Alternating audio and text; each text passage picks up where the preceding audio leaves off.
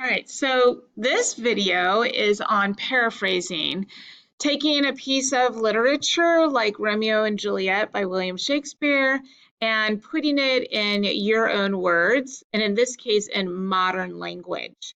I'm going to have you do that on a couple other pieces. We'll do one for practice by yourself, and then you'll do one on another day for a grade. Today we'll be all practicing. So let's take a look at what you're doing. I have Romeo and Juliet's excerpt on the left side, and then I have my paraphrasing on the right side. What you'll do is the paraphrasing part. I'll give you the Romeo and Juliet excerpt. So first, let's look at the excerpt. Let's focus on that. This is from the prologue, which is the opening piece in Romeo and Juliet, where the chorus member goes out and breaks the fourth wall by talking directly to the audience. And what he says, it would have been a he, is two households, both alike in dignity, in fair Verona where we lay our scene, from ancient grudge break to new mutiny, where civil blood makes civil hands unclean. From forth the fatal loins of these two foes, a pair of star-crossed lovers take their life, whose misadventured piteous overthrows do with their death bury their parents' strife. The fearful passage of their death-marked love and the continuance of their parents' rage, which but their children's end ought not could remove, is now the 2 hours' traffic of our stage. The which, if you with patient ears attend, what here shall miss, our toil shall strive to mend. So what does that mean? First of all, that's a sonnet, 14 lines, iambic pentameter, and you will see it follows that rhyme scheme, A, B, C, D, E, F, and then the last two, G, G, attend and mend. And all in iambic pentameter. Two households both alike in dignity, in fair Verona where we lay our scene. All right, so it has the beat, it has the 10 syllables, it has the rhyme scheme, it has 14 lines. It's a sonnet. So let's look at the paraphrasing. I kind of did it quatrain by quatrain, which you are more than welcome to do as well. So I took the first quatrain, the first 4 lines, and I wrote that there are two families who are of the same social standing, that's the alike in dignity part, and live in Verona. They've been fighting for a long time and will start new fighting now in this play.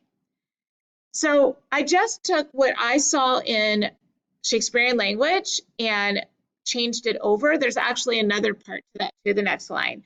They're usually high-standing people, but they're not good people because they kill others. And I got that from where civil blood makes civil hands unclean. Now the next quatrain.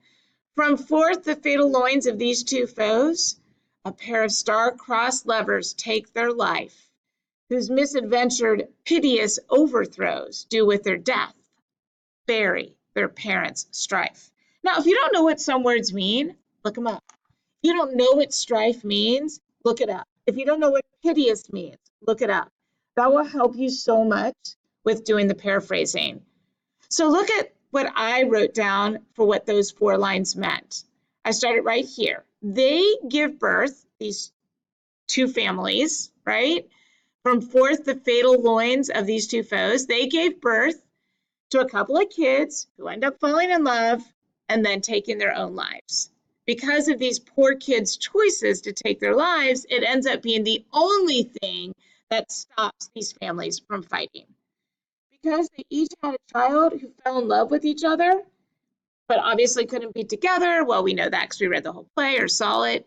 They end up killing themselves, and that's the only thing that ends the parents' strife, buries the parents' strife. Then the next quatrain, the fearful passage of their death-marked love and the continuance of their parents' rage, which but their children's end naught could remove, is now the 2 hours' traffic of our stage.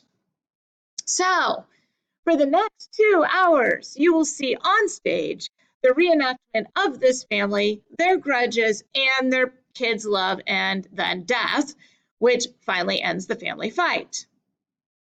Then the couplet, the which, if you with patient ears attend, what here shall miss, our toil shall strive to mend. So if you are patient and listen, whatever we didn't say to you here in the prologue, we will try to fix by acting it out for you. So I hope that helps a little bit. All right, so what are you going to do? You're going to ask me for your practice monologue or soliloquy. I'm not sure which one I'll hand you. And you're going to try to do the same thing, paraphrase it. And then you're going to ask me for help if you get really stuck, or you can ask me to look at it to see what I think of it.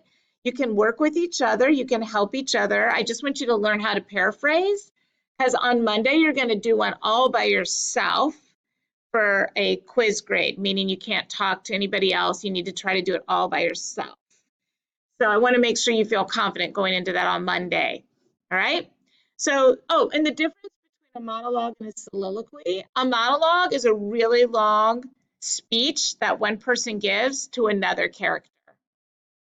Like the Queen Mab monologue, okay, where it wasn't Benvolio, Mercutio gives a really long speech about the dream and Queen Mab to Romeo. That's a monologue. A soliloquy is like a long monologue, except the character is not talking to somebody else, they're talking to themselves. They're just saying their thoughts out loud. So on the balcony, when Juliet, which we didn't really see in that movie, but in the play, she goes, Romeo, Romeo, wherefore art thou Romeo? Deny thy father and refuse thy name. Or if thou wilt not, be but sworn my love, and I'll no longer be a Capulet. And she goes on and on. She's saying her thoughts out loud because she has no idea that Romeo's eavesdropping. And so that's a soliloquy. That's the only difference. So I'm going to give you one to practice now that you're finished with the video. Come ask me for it.